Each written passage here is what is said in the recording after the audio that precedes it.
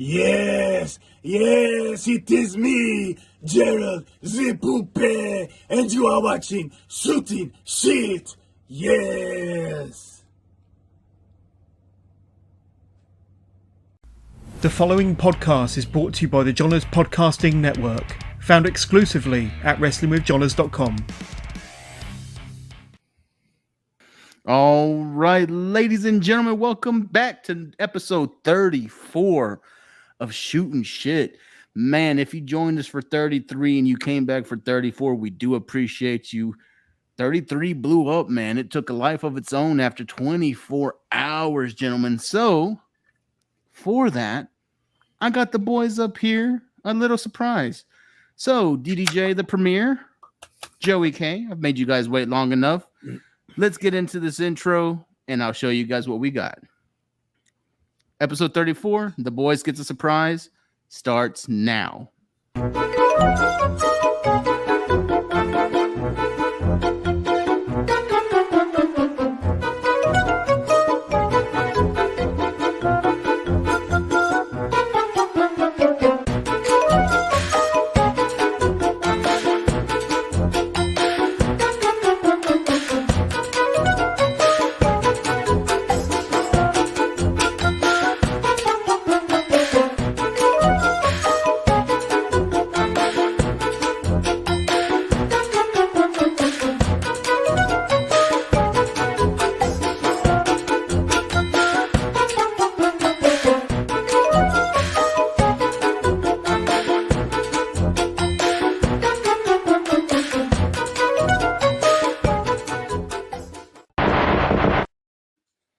All right, thank you all for holding. Man, I swear to God, if you pull your dick out one more time and that's a surprise, I'm going to be so angry. It's only happened Talk once. about disappointment. Oh, hey, that's below the belt. Disappointment, my ass. It's a damn national treasure. That kid's got a piece on him, DDJ. He's That's all right. Yeah. If you guys ever watch that movie Teen Wolf, it's like that famous clip from that movie. That fat kid's got a hell of an arm. Anyway.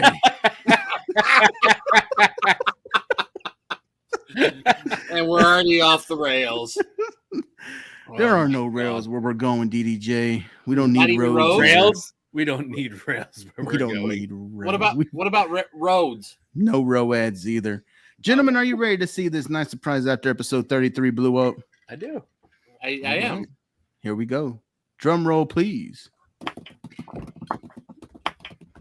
Don't mind me, I'm in a beachfront condo. Got hit up by your homie, Jovan Menacho. He said, your podcast, Shooting Shit, got the most viewed episode that it ever did. It was your 33rd episode. So for that, I had to let it go and let it blow. So the Hot One and DDJ and Joey K, get a cameo from me, and I'll come on your show any day. I'm proud of y'all. Don't let nobody talk you down. Show everybody you run the town. Frank. That's cool. Oh, that's fucking dope. Oh, shit. I fucking love him. Fucking Dude. killed it, man. Murdered it in less than like 6 hours. And did I hear him correctly? He said he would come on the show too. Hey, it sounded like it. He said, get a cameo from me. I'll get a show. I'll get on the show anytime. So we might have to hit him up. Dude. Damn, I'm about it. I fucking love him. Dude, One of the fucking say, dumbest moves WWE did. Yes. Yeah, I was just gonna say that too, and I'm sure we're gonna talk about some more dumb moves here in just a little bit. But yeah, Hit Row was awesome. Fucking loved it. We talk. I just don't, like Joey K said, I just don't understand it. You know, like they bring him up to the main roster, and then all of a sudden they're like, okay, you're released, you know. And obviously we see Swerve's doing his thing in AEW, and Ashanti the Adonis and Top Dolla and B-Fab are doing their thing as well too. So it's nice to see that they're keeping themselves busy. Oh yeah, dude. I think the funniest thing to me though is they released the whole faction. So the whole faction is going through the indies as the Hitmakers, which I love. I love the Hitmaker name. Yep. I love everything about him. And then AJ, Big A, as he wanted to be named, gets to still do the WWE show, The Lost Treasures, because he's employed by A&E. Ah, that's right. Yeah. So they may have got him out of the ring, but he'll still be there with the legends going through looking for stuff. And man, he completely killed that cameo. It was a lot better than I expected for the amount that he was charging. So it was a pleasant surprise, man, when they knock it out like that. Yeah, I mean, you see that a lot and stuff. I know I had a bunch of my friends chipped in a couple years ago and got me a couple cameos for my 40th birthday. Darby Allin, and then I know Javon's seen it because we played it on our old show when we did our little tribute to Brody Lee after he passed away, and I got a really very nice, about 2 minutes. I think it was like 2 minutes long, the one that Brody Lee did for my birthday and stuff. Yep. But man, it's so cool that that they do these things for the fans and stuff. And yeah, they can be a little pricey, but still, it's kind of like a one of a kind piece, you can have.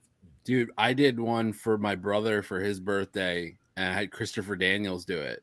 Nice. And like, again, it's like for the price, like I wasn't expecting much because I'm like, hey, it's fucking Christopher Daniels. Like he's cool as fuck. I dig it.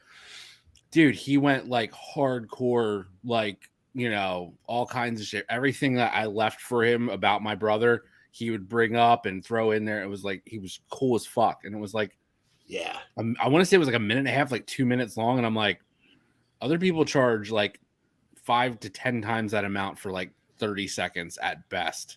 Yeah. So, dude. Yeah. And still one of the best ones I'd ever seen is Isaac getting his ass ripped by Nick Gage. I was laughing. God. When he brought up Christopher Daniels, I immediately thought of the one they got for Shane with his mustache and stuff, and how Daniels ripped into him about that. He said, "Our your guys over mustache." such good shoot, man. Oh my god! What did he tell him? Your mustache kind of looks like Hitler. No, I thought it was just something like creepy or something. Yeah, he was like a creepy child molester and stuff. Creepy.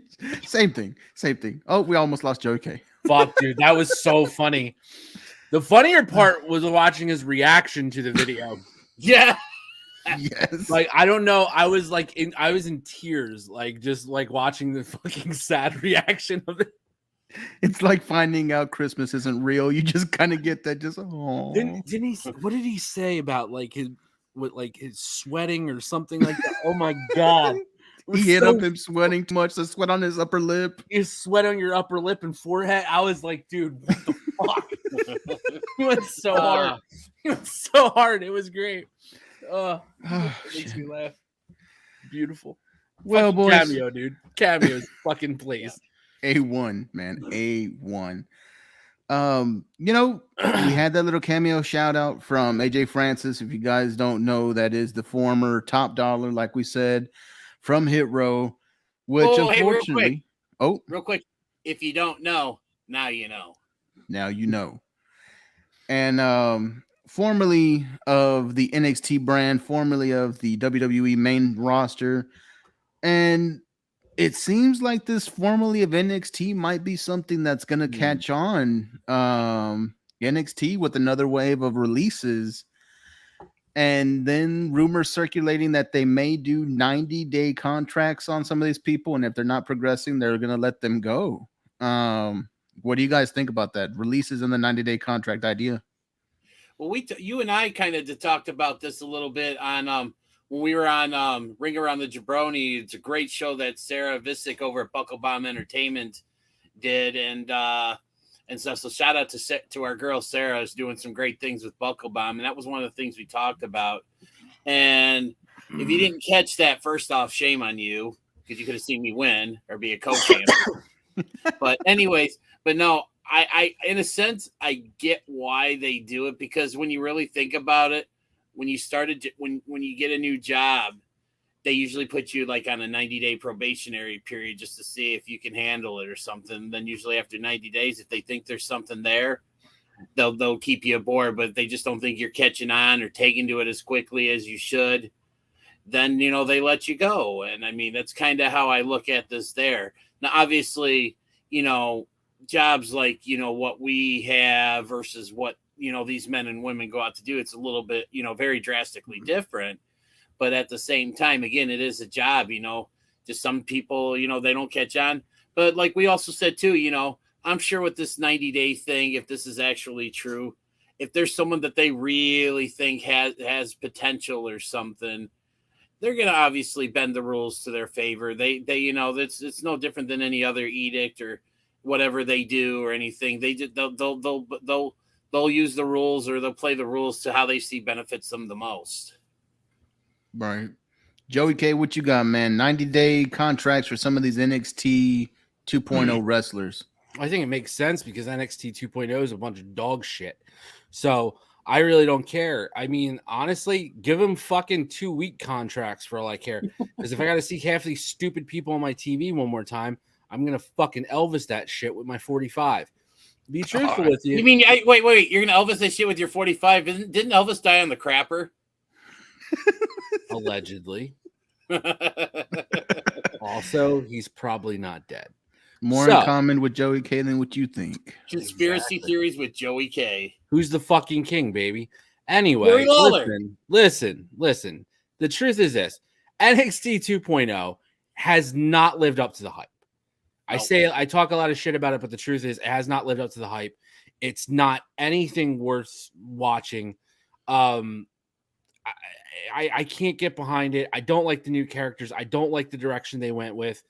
I can't do it.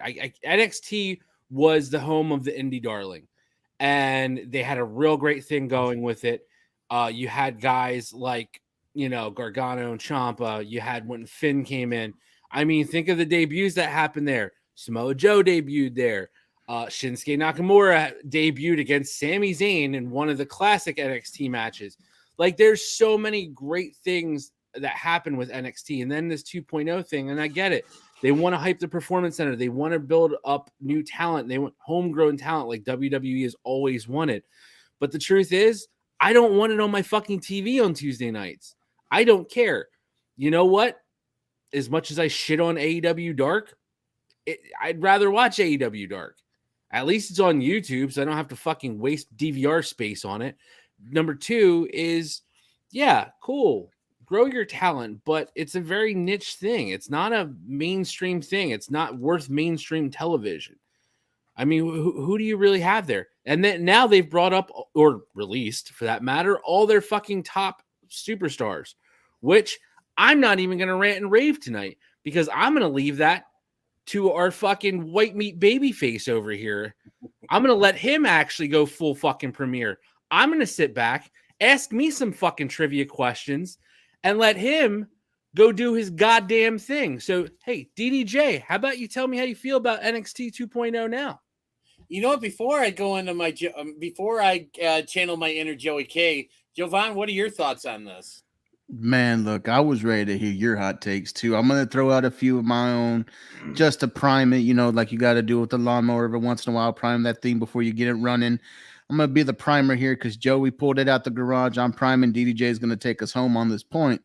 But guys, 2.0 is what they've wanted since Hunter took over. But Hunter took over with indie darlings who could actually go between the ropes. They weren't homegrown talent because they've already made a name for themselves. And that's what they wanted to avoid with this relaunch. They want people that are coming in fresh. They want the NXT like when they had Sasha, they had Bayley, they had Charlotte, Paige, people who are still working on their gimmick, people that you can follow from the start all the way up to the main event roster so you can feel like you're really part of that journey. But it's not working. It's a product that definitely shouldn't be on the TV. Why do you have the streaming content on Peacock? Why do you have the network if you're not going to utilize it? Pull these guys off of TV. You already lost that war to AEW. Go ahead and go back onto your streaming service. And then maybe the diehard fans who were diehard black and gold can get behind this product, like the black and gold product that we loved. But until then, you're forcing me second-rate wrestling, which on a primetime spot feels like we're robbing other great promotions a la Ring of Honor, who could take a time spot there and do something with it instead of just feed us guys who aren't ready and can get released in 90 days because you don't think they have it yet. DDJ, Get to your releases, my friend. So before one more thing, because you made me think about this when you were giving your take there. A lot of people there's a little bit of a misconception with Triple H and NXT. Everybody seems to think that when he came in, they were already the black and gold brand that everybody fell in love with, but technically they weren't. When he took over NXT was right after they changed the format from NXT from being basically a glorified game show to, what we saw on, at the time. The only way you could watch NXT is if you had Hulu or had a way, because they weren't showing it because this was pre-network. This was, USA and stuff. And NXT back when Triple H first took over is more like what it is now, which was a developmental, get the guys ready for the, for the main roster. It evolved into basically, basically I'll just say a Ring of Honor type promotion with, the WWE production values. But I would say, though, the beginning NXT, when Triple H had it at the beginning, they had people who had pedigree and at least could wrestle. They already took those indie guys. Here, we're trying to get the projects like your Harlans, like your Gable Stevensons, who haven't even wrestled, and they're trying to put them on NXT 2.0. Well, Gable Stevenson's going to be basically going straight to the main roster. I think he's getting straight to the moon is what he's getting. Yeah, to the moon. But enough about that. So glad he beat those assault charges. Oh, he ain't wrong there. But going in with these releases, two things really kind of irked me about these releases. One, the one with Persia Parada, the 2 days before she was let go from her job, it looked like her and Indy Hartwell were going to be the ones that were going to next challenge Toxic Attraction. So you go from basically having your next duo to challenge, Gigi Dolan and JC Jane for the NXT Women's Tag Team titles to now one of these women being out of a job. And this is the one that upsets me. And a little bit of a peek behind the curtain. We were kind of talking a little bit about this before we went on the air. And Joey K and I have differing views on this. But this is my time. This is my inner Joey K. Surprise. Shut the fuck up. It's my time now, goddammit. This is the premier 5-star trivia machine, DDJ. That's right, Jovan. You're not worthy. Hold on. Let me set this up. I want to set this up for you because I've been excited for like days for this.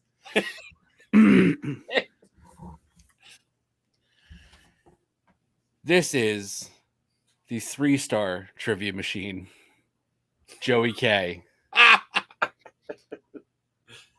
JJK, and I am telling you right now that the boys here at Shootin' Shit are very excited to introduce the newest heel to the stable. I don't even know. Fuck it. Whatever. The premier DDJ. Take it away. Damn right it's my time to take it away here. So anyways, Dexter Lumis is uber talented.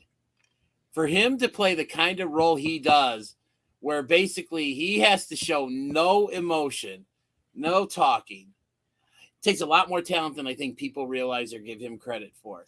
And how WWE fucked this up when they just had one of the best storylines that NXT has ever had, not only with the wedding between Indy Hartwell and Dexter Lumis, but the storyline going into the wedding and coming out of the wedding between Johnny Gargano and Dexter Lumis.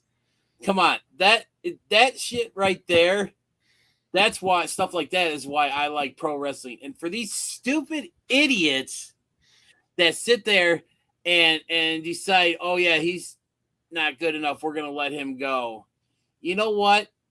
Fuck you.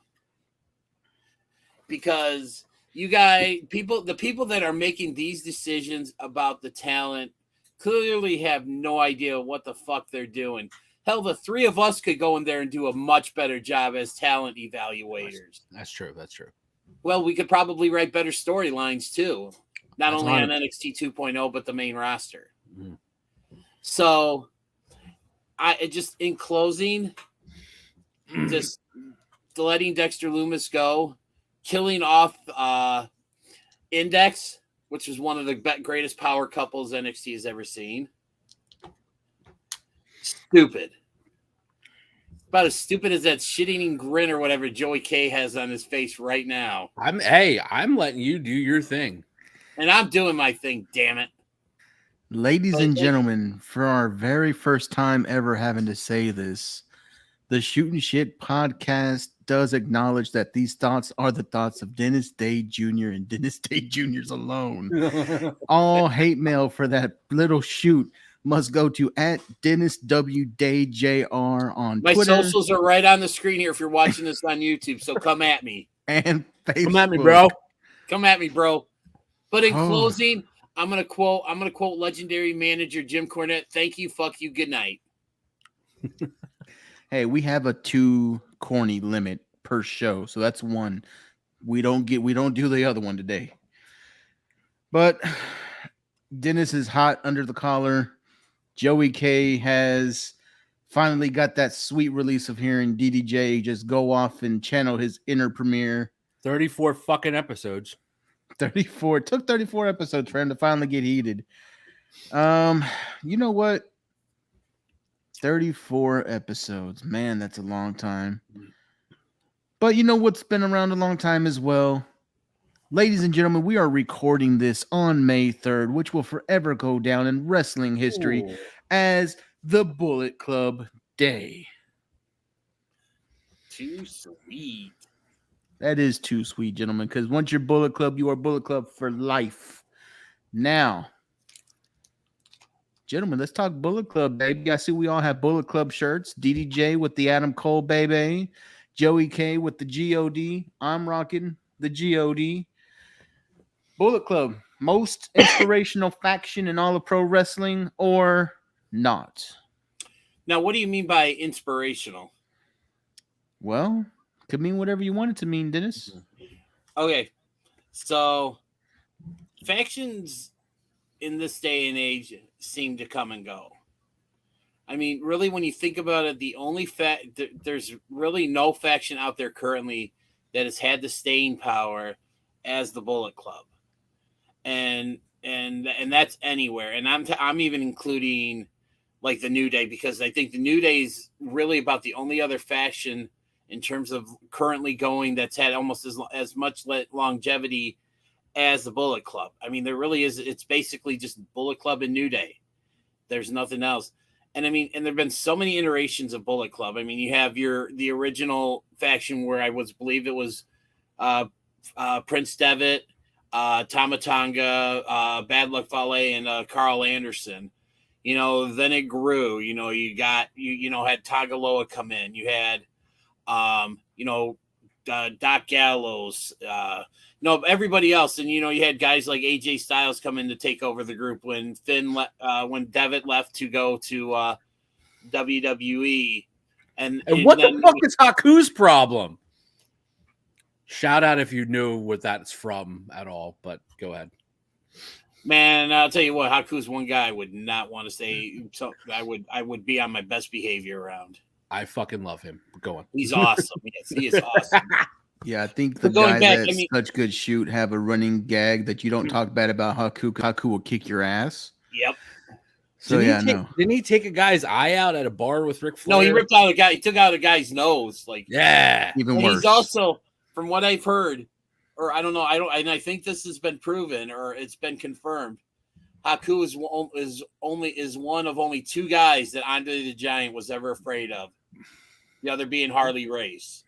Yes. I don't fucking doubt it, because they're 2 of the most badass dudes in fucking history of professional wrestling. Yes. Yeah. Jesus fucking Christ. Going back to talking about Bullet Club. Yeah. You talk, when AJ Styles came in, then when he left, how Kenny Omega kind of went from, the junior heavyweights to the heavyweight division, basically saw his career skyrocket.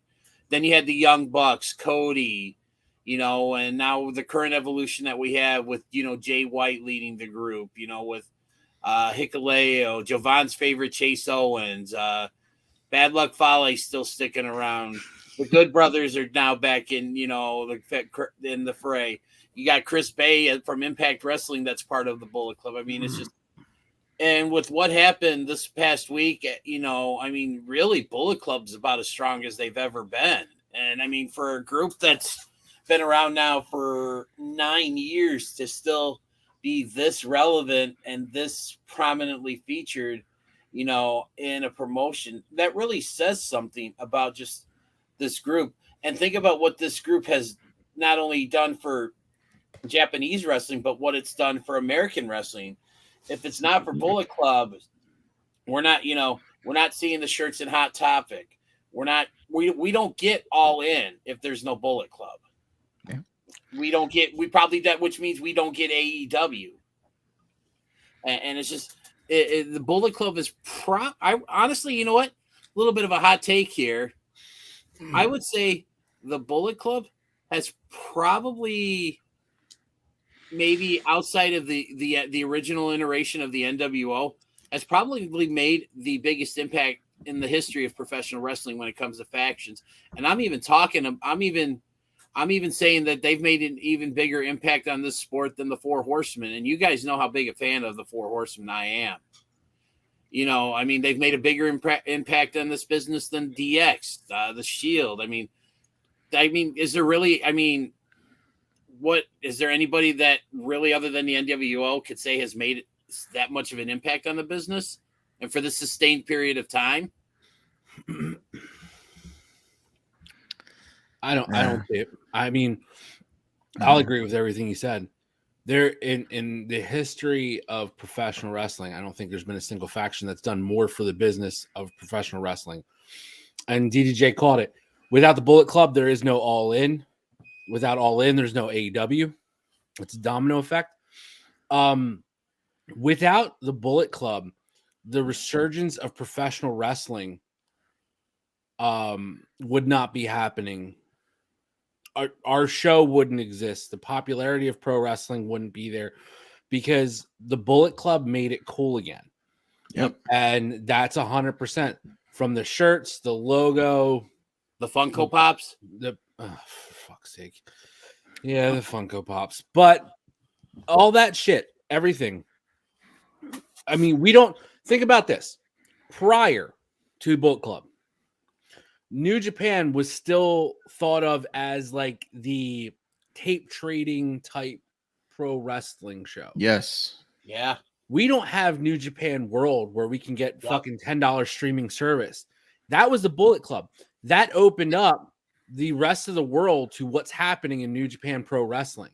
It made people interested. Do we see Shinsuke Nakamura in the WWE without Bullet Club? No. Do we see anything? You can really tie AJ Styles' long road to the WWE. Does it ever happen without Bullet Club? Exactly. Yep. There's so many factors that went into it, and it just made it cool. It was the cool factor of the original, like you said, the original iteration of the NWO. That cool fact, I have to get an NWO shirt. It was the NWO meets DX in its prime meets fucking the Four Horsemen meets it's a mix of everything, and they knocked it out of the park. And props to of course the OGs, but yeah, has there been some misses as far as Bullet Club members? Yes. Oh, Evil Chase Owens. I wasn't going to list them, but I go on. Those are my only two real grievances is Evil and Chase Owens. Jeff Jarrett.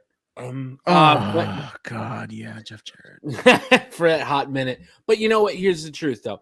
Yeah, you're going to have that. But even so, after all these years, it's currently still May the 3rd. We're celebrating Bullet Club Day. And it's still fucking cool. Yeah. The NWO jumped the shark eventually. DX jumped the shark eventually. Every single faction ran its course and has only just become a part of history. The Bullet Club today, we were talking about it right when I jumped in the backstage. What were you guys talking about when I jumped into the show? About everything going on Bullet Club in New Japan right now. Yeah. Yep. That it's hot, from the Good Brothers return to their newest member of the Bullet Club. Which, what a swerve that was. I'm actually really happy with that. I'm very happy with it too. I absolutely love it. I think it's been a long time coming. It's fucking perfect fit. Seriously. And Giovanni here, why don't you let our shooters know, just if they're, you know, a little behind or haven't had a chance to find out. Let's introduce them to the newest member of Bullet Club. You know what, ladies and gentlemen, I'm going to introduce you to the newest member of the Bullet Club. But while I do that, gentlemen, I'm going to take out my handy dandy phone. And on my handy dandy phone, I'm going to get my finger ready to go and access a certain list. Because the newest member of Bullet Club not only just became a member of Bullet Club, he also made himself back onto my list. That is the one and only Juice Robinson. My man, you're on the list and you're in Bullet Club. What a day. Whoa, wait a minute. I believe this. We've just witnessed history here. I think this is the first time the list has been brought up on this show. I believe it is. Mm-hmm. But yeah, but what a swerve that was. I mean, what was it, like 2-3 weeks ago? He was at Juice Robinson was on, basically reported as saying he's not re-signing with New Japan. Like, when his contract is up, he was done. And I thought, you know, it's like maybe he's going to go with Impact full time or something. But that's why when I saw the news, I had to do a double take. I was like, is this right? Like, did this actually happen? And then I saw the video, and I think I shared it with you guys in our, you know, our little group chat and stuff. And everybody I've shared it with was just like totally taken by surprise. And we talk about the shock factor and stuff about genuinely being surprised about when something happens in the world of pro wrestling, because nowadays with, you know, the invention of the internet and dirt sheet writers and all that, a lot of times we don't get these, we don't get genuine surprises. We get this stuff spoiled, you know, all the reports of Cody being at WrestleMania, all the reports of, you know, so-and-so being backstage, probably going to debut in AEW or whatever. But I don't think anybody saw this coming. And that was the best thing about this, was that nobody saw it coming. Oh yeah. I agree. But here we are, like I was saying, here we are all these years later, and we're talking the cool things happening with Bullet Club, still running shit in New Japan. And let me be real, New Japan is built on factions. Mm-hmm. Okay. And still to this day, the hottest fucking faction in New Japan is Bullet Club. I mean, it's got staying power. It's lasted this long. I'm happy. I look forward to the future, everything going on. Every single leader, every single era has been on point, and it's showcased different things. They've kept it fresh. They kept it new. I don't see it slowing down. No. I don't either. There's still some of the hottest selling shirts in the business. Let's be real. Right. Yeah. And right now, Pro Wrestling Tees is doing their annual Bullet Club day sale, you know, and they've got a lot of the old Bullet Club designs up that they're bringing in for the, you know, the sale that they usually do. I know, like, this Adam Cole shirt you can get. I think Joey K's shirt's available on there. They've got like the Bullet Club shirts for like the Bucks, Cody, Kenny. Kenny's the Terminator Kenny shirt's on there. Yep. Everybody missed that one. But I mean, it's just, again, going back to what I was saying earlier in terms of just like the staying power and the longevity. I mean, even in its heyday, like I said, I go back to the Four Horsemen. They were around, like, you know, in and out, but like they were a big thing, you know, from like, was it 85 to maybe like 89 or something when Arn and Tully left to go, or 88, you know, when Arn and Tully left to go to the WWF. And it took them, and really, I don't think they ever fully recovered. I mean, yeah, they brought the Horsemen back in the mid 90s when you had, like, you know, Flair and Anderson and Pillman and you know, Chris Benoit. then then they brought in, put in Steve Mongo McMichael, which you guys know I'm a big Bears fan, and I just saw a recent picture of Mongo, and it's so sad. It's what's happened to him and what ALS has done to him and stuff. But then they eventually brought in like I think Dean Malenko, and it's just after Arn and Tully left to go to the WWF back in the late '80s, the Horsemen were never the same, and and again going back to all these different factions, like you talk about the NWO, they were unstoppable, but then they got too big, and they literally let everybody in. DX had its time, but it's just kind of came and go, and then they would trot them out, every so often, but it's just. Again, no group has had the staying power like Bullet Club is. And I challenge anyone out there, our AEW diehards or, the WWE diehards and all that, come up with someone and let us know if you think there's somebody that has had the staying power. And I'd be willing to bet nobody's going to be able to come up with any group that's had the staying power like Bullet Club. All right, ladies, let's not get long-winded on this next one. Let's try to keep it nice and tight. Maybe an answer and one or two little highlights why. Who is your favorite Bullet Club leader? Oh, fuck you, dude. Oh, man, that's... You know what? For me, I think I'm going to go with Kenny Omega because he was the leader of the group probably when I was... really most invested in the Bullet Club.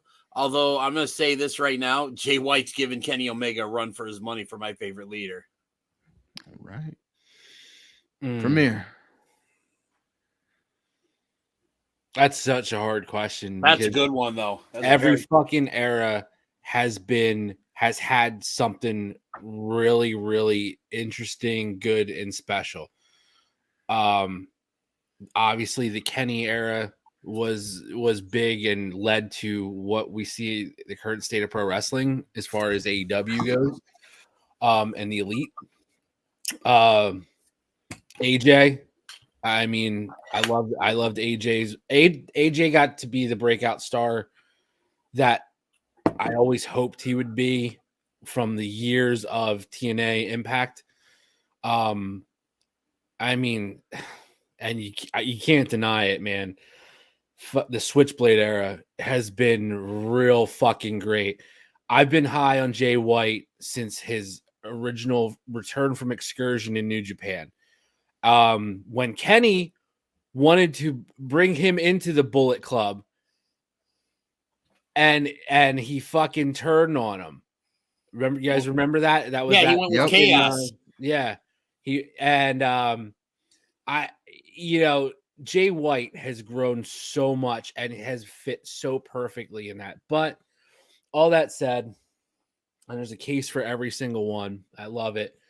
But I'm just going to go back to the fucking day one, man. The Prince. Because without Ferg, it ain't fucking happening, baby. And I love that shit. And you got to remember, before he left, like he laid the groundwork. Your OGs. Your Tama, Fale, Carl Anderson. He's the one who brought the Bucks in, if I recall correctly, too. I think so, yes. Bucks became Bullet Club members before Prince Devitt left. So laid the groundwork, made it fucking cool, made it awesome, and turned it into something big. So I'm saying the Prince, man. That's my all-time. I love it, man. You have the first leader, Prince Devitt. Great pick. You have the leader who takes the ball and shoots it into a whole nother stratosphere while becoming one of the best wrestlers of the modern day era, the best bout machine in Kenny Omega. But to me, wrestling and the history books of wrestling always wants to know what came next. Yeah, superstar Billy Graham was great, but Hulk Hogan was greater. Yeah, Hogan was great, but maybe John Cena did it better. different generations build on each other, and that's what you get with Bullet Club. Devitt was great. AJ was great. Kenny took it to another level. But now, my personal favorite, Evil. No, fuck that. My personal favorite, the Switchblade Jay White. His whole story arc, starting at the turn with Chaos, the recruitment to Bullet Club, turning into the leader of Bullet Club, into the Switchblade era, being the first Grand Slam guy there. This man has superstar written all over him. And he carries himself that way. And he has so much of an aura around him that it's just not Bullet Club, it's Jay White and the Bullet Club. It's the Switchblade and the Bullet Club. Jay White has taken the ball. He's elevated it for whatever the next leader is going to be. I honestly think right now, the current iteration of Bullet Club, that's my favorite, guys. My favorite leader right now has to be Jay White. Okay, here's a little thing. When you talk about what's next or who's next, who do you think when the time is come and gone for Jay White? Obviously, that's not going to be anytime soon. Is there anybody that you got? I can't think of anybody, but is there anybody that you guys see that could possibly supplant him as the leader? One person, and I am going to say Will Ospreay would be my one person that could come in there, and that's based on everything we've seen him do in the past 2 years. That would be my pick to say the next leader, because it has to be somebody forward. Yeah, we all know that. That's so that already limits a lot of the roster, because that's what the Bullet Club was based on. It's these outsiders, but Ospreay, I like that, would be hands down phenomenal pick for the next leader of the Bullet Club or a future leader of the Bullet Club. I'm sure Giovanni can agree with this, but man, if you can go on the Jericho cruise and be drunk for 3 days straight, you can lead Bullet Club, right? Oh, hell yeah. Hell yes.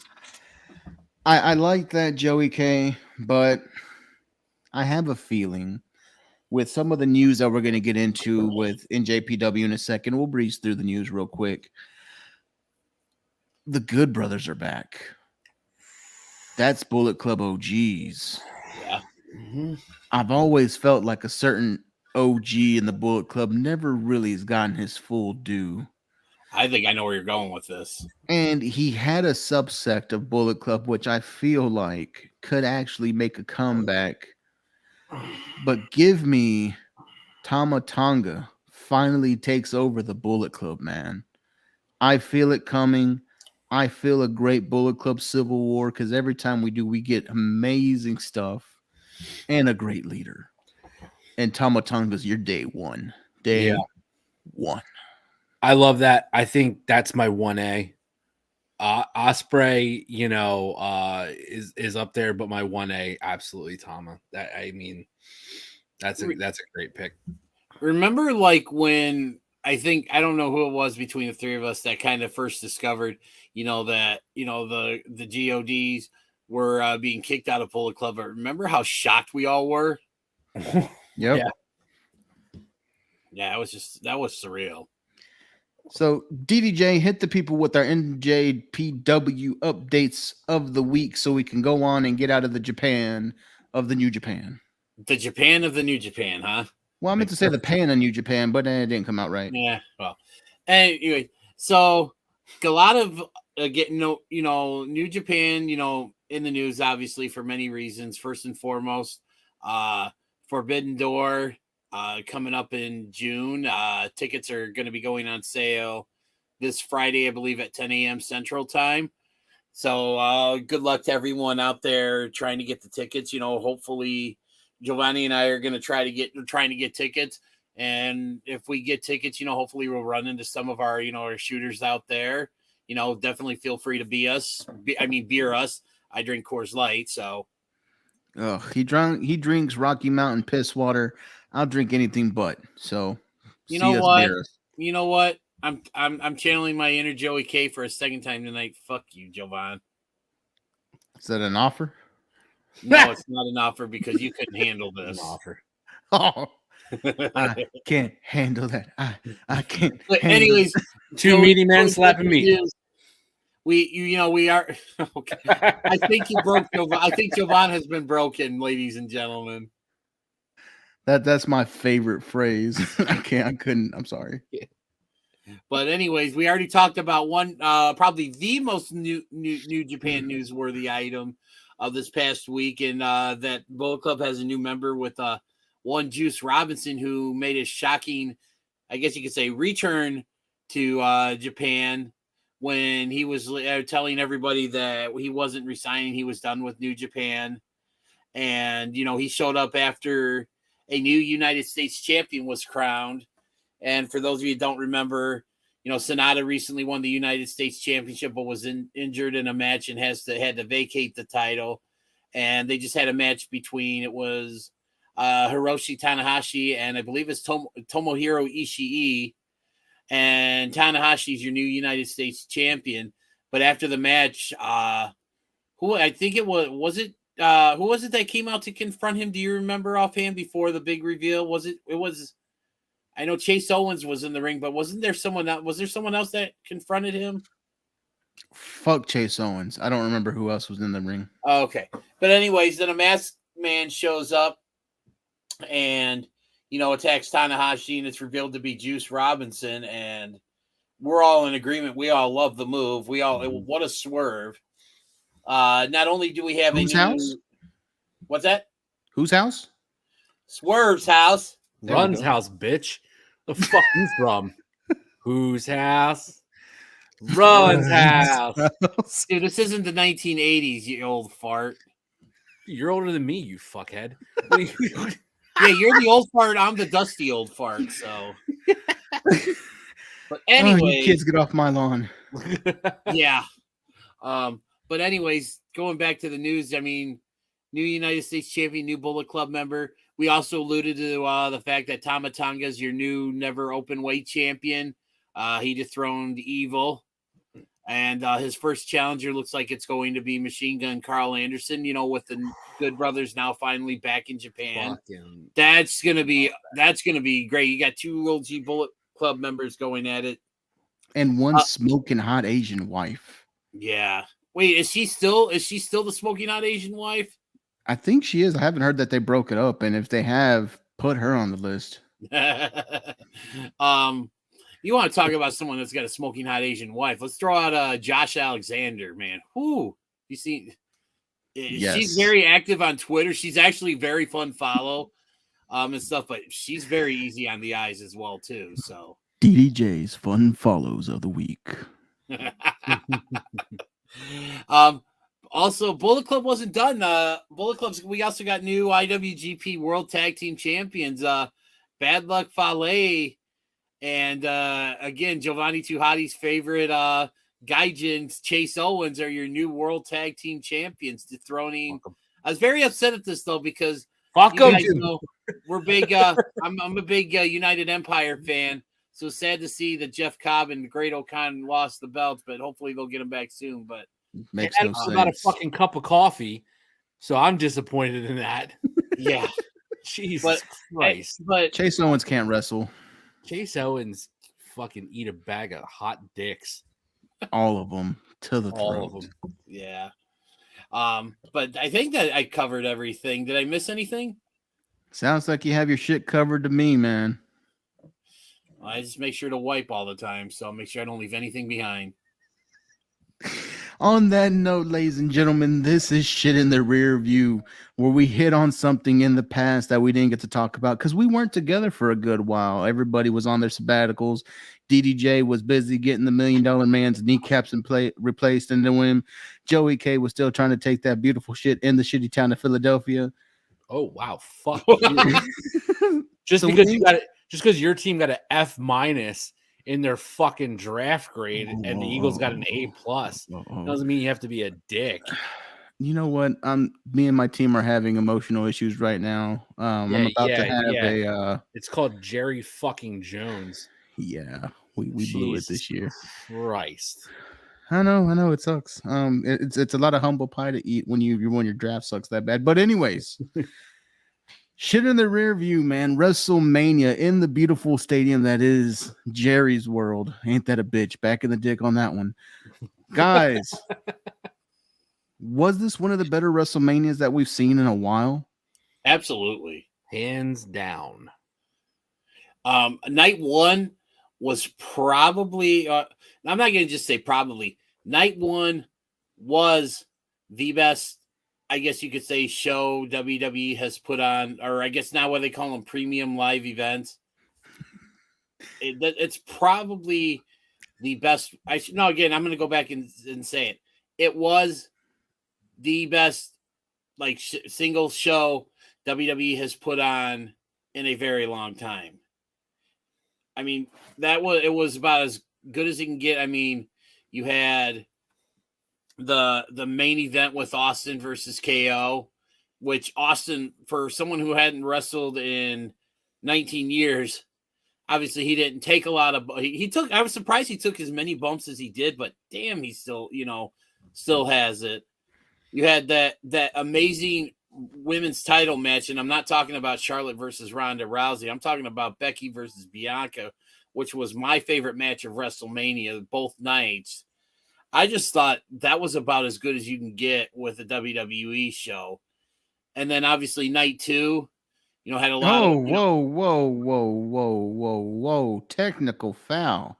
What? You're not gonna just breeze through night one without mentioning Cody. Yes, thank you. I do deserve a T on that one, so I'm going to T myself. But then you had I don't want to say it was a complete surprise because there were a lot of people out there that expected that were expecting this to happen, but there is still a lot of doubt going into, WrestleMania. Is like, was it going to be Cody or was it going to be someone else? Like, I think Giovanni and I, when we did our WrestleMania preview, we both thought it was going to be The Undertaker maybe sneaking in for one last, ride, no pun intended.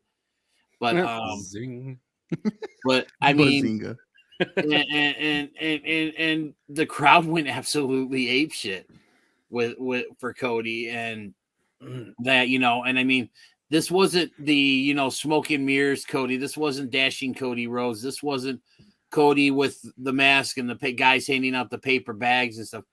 This was the American Nightmare, which I don't think any of us expected.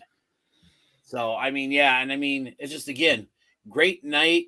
And then night two, I mean, you had Brock versus Roman, which was a bit of a disappointment. I will say one match that was probably the most fun I've had watching a wrestling match in a very long time. Johnny Knoxville versus Sami Zayn was great. For what it wasn't Flair versus Steamboat. It didn't need to be Flair versus Steamboat, but damn, that was fun. And then you also had, the women's four-way tag team title match where we saw Sasha and Naomi win. And then going back, one more thing, I want to go back to night one. And this was the thing that shocked me the most about WrestleMania weekend. How good was Logan Paul? All right, and that's where your time gets cut. Come here, Joey K. Jesus fucking Christ. How was WrestleMania? Hey, you ain't got room to talk there, Mr. 3 hours later. Oh, okay, cool. Well, thanks for talking about everything, you fucking dick licker.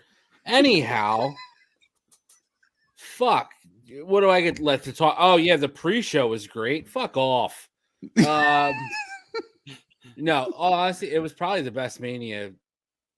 I can't even fucking remember. I haven't been excited about a WrestleMania in a while. The promise of Stone Cold Steve Austin returning, man, I did not want to fucking get hyped about that. I really didn't, because I'm like, what are they going to do? Are they really going to have a match? Are they really going to do something? And for what it was great. I mean, it wasn't Austin Rock. All right.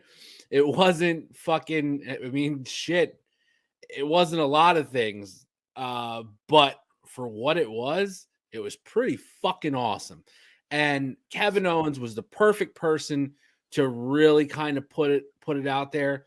I don't know about you guys, but I pretty much, my balls fucking sucked up to my lungs when he took that first fucking bump in the crowd on a concrete floor. And I was like, Jesus fucking Christ. They just killed Stone Cold in Dallas, Texas. Like, are you kidding me? And he got up and then he proceeded to fucking suplex fucking Kevin Owens up on the stage. Yep. Like, just dropping back bumps and popping up like he's fucking, 30 years old again. I'm like, holy shit. If he's going out with one more, fucking props to Stone Cold Steve Austin for bringing his fucking A+ game for whatever he had left in the tank and was like, this is going to be it. Fuck it. Let's have a good time. Fuck you for Logan Paul. Number two, I'll agree. I still hate the guy, but come on. I mean, that was a. just stop. Just fucking stop. Yeah, he's a fucking twat. Let's be real. He's a twat, but he did perform. He performed for a celebrity at WrestleMania, and this is a WrestleMania that had a lot of fucking celebrities to talk about. More than the usual, just one fucking celebrity gimmick match. The fucking Johnny Knoxville match.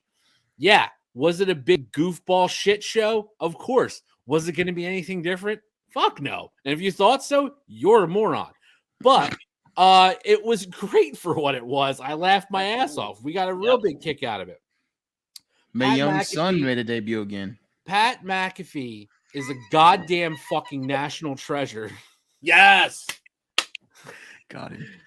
Fuck you. And Vince McMahon needs to stop wrestling. He's got to be done. No. Forgetting to watch the shittiest fucking stunner ever taken. to where Austin himself laughed his dick off. Like, that was worth the price of admission. But Pat McAfee, for his commentary, which if you don't listen to the Pat McAfee show, fuck you. It is so good. He's so good. He's so fucking funny. I love him to death. If you don't think he's the best thing on SmackDown, again, fuck off. And you know what? I'm not a big Michael Cole fan, but him and Cole go fucking perfect together. Yes, like fucking Heenan Monsoon level of perfect together, in my opinion. I'm not saying they're level, but I'm just saying that's the kind of fucking back and forth they have, and I like it. Did he have a better match against Adam Cole? Yes. Because Austin Theory's not fucking Adam Cole. Let's just be real. But he still had a great performance. How about how he sold that stunner that he took? Oh, McAfee sold the fuck out of stunner. I love it. And then they caught him drinking a beer when he's supposed to be out on the dude when he's like fuck. That was great. I mean, he gets it. He gets the fucking business. He gets what he's there for. He's not a fucking pro wrestler, but he's trained enough. He bought a fucking wrestling ring with his fucking NFL paycheck money. You know why? He wanted to do it. You know why? Because first and foremost, he's a fan. He is. Yeah. He fucking gets it as a fan. And I love that. So McAfee, fucking gold. Cody Rhodes. Man, I just was like, it's got to be Cody. The whole time, it's got to be Cody. It's got to be Cody. And I didn't know what kind of shit they were going to pull. I didn't think we were going to get fucking Stardust. I didn't think all that stuff was going to happen again. But, yeah, I mean, come on. That fucking pop that he got was wild. Yep. Fucking worth it. Amazing. They let him be the American Nightmare. He got the logo. He got the entrance. He got a great match with Seth. Yeah. I mean, it all hit. This was the best Mania I've seen, I would say, probably since 30. I was just gonna say the same thing. I'll double down on that. I'll triple down on that for the Keep it rolling, boys. XXX. I gotta plug in, so keep it rolling. Keep going. All right, we're gonna keep it rolling while he plugs in. We are actually gonna just discuss one thing between DDJ and myself while the Premier Joey K isn't here. So DDJ, we have variance of opinions here. Why do you not like Cody Rhodes? Dude, I don't. Whatever you need to lay out. I think it was got Whitney Houston who said it best. Crack is whack. I don't think she actually said that, dude. I don't think she did either. I thought she was actually all for really it. liked crack. It was not whack to her. Yeah, Whoever I think you're said it, thinking of Rick James when he just said cocaine's a hell of a drug, but he meant it in a good way. Okay, maybe that's what I don't know who said it, but you need to lay off the crack, dude, because y'all know I think you and I are about the same in terms of our fandom of Cody Rhodes. I've been a little bit more critical of the way was booking himself in AEW, but But you know, he wasn't I never booking himself. or the way he was being booked, I guess, because I think it could have been. But that's just my opinion. But no, again, I the more I think about it, like I said, I was disappointed when it was Cody, just because it's like, oh man, I just felt like they could have done so. He could have done so much more with the, this heel All character. right, and right there, you're cut off, man. Opinions are like assholes. Everybody has one. They all stink. And talking about assholes, the Premier Joey K is back. Hey, what do we want to wrap on today, gentlemen? I'm gonna wrap on the fact that you keep cutting me off, you dumbass. I have to, or we'll be a 3-hour-long podcast. We don't want that again. God Almighty. Yeah, we don't want. Oh, wait a minute, he's in jail, so we don't have to hear from him. We haven't had that shot in a while.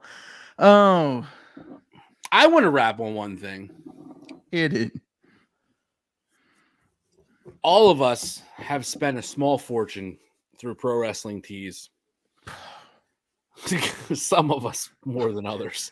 Fuck those motherfuckers. You can't buy fucking big man clothes at that bitch without paying $6 extra. You know, it makes you feel really bad for being fat because they charge you so much. But and I know I have shit on them for various things because I just don't give a fuck. I still give them money. I don't care. I've shit on the WWE and their shop for so many reasons, but props to Shop WWE for dropping that fucking RK Bro 420 shirt. It was unexpected, and that's how it always goes. RK Bro 420. I just fuck, man. It got me, and I was like, good game to you guys. Good on you for getting one snuck through approval process that they typically don't put out there. Yeah. WWE is notorious for being more family and kid friendly, and they took a shot. I would be willing to wager a large amount of money that it's probably the number one selling shirt on their fucking site. I'll take that for the month of April. It was classic. Just chef's kiss to them for that. I'm giving out some praise tonight for that. DDJ, final thoughts. Man, it's just again so much going on in the world of pro wrestling. It's just what a great time to be a wrestling fan. And I mean, there's so much good out there. There's always going to be some bad, but there's so much good. And it's just, I'm just happy. I just love being a pro wrestling fan. That's beautiful, man. Well, ladies and gentlemen, this was episode 34. The boys get a surprise, man. Thank you to the Premier Joey K. Thank you to DDJ. Thank you guys for listening. Thank you to one and only John Scott, the owner of the Johners Podcasting Network, for letting us do this crazy shit. Thank you. I have no idea why, but thank you. Yeah, thank you. We have no idea what the fuck we're doing half the time. No, we just for yourself. Yeah, it's just random nonsense that happens here. Thank you to everyone that listens, man. Thank you to you two for not pulling us down when we use clips that we shouldn't. Thank you to AJ Francis for coming through with that hell of a cameo to the boys for that great episode we had last week. If you haven't listened to it, go listen to it. Let's bring him on here. Hell yeah. All right. Ladies and gentlemen, we'll wrap up with my final thoughts, man. Watch your wrestling. All wrestling is good wrestling. Find something you like. Get into it. Watch it. Buy merch. Get it from your local indie guys. Get it from the big name shows. Get it from whoever you like. Thank you to the ladies in accounting and to the guys in catering. Have a good night.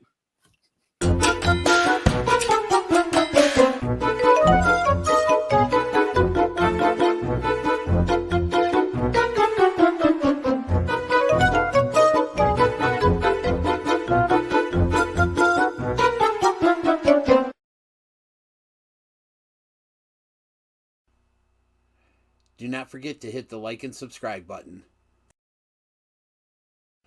Follow the show on Twitter at SHOOTINSHT, and thanks for listening.